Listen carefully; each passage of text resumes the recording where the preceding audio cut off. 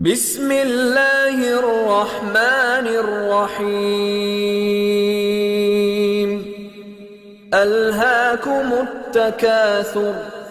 حتى زرتم المقابر كلا سوف تعلمون ثم كلا سوف تعلمون كلا لو تعلمون علم اليقين لترون الجحيم ثم لترونها عين اليقين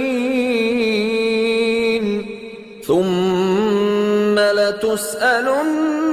يومئذ عن النعيم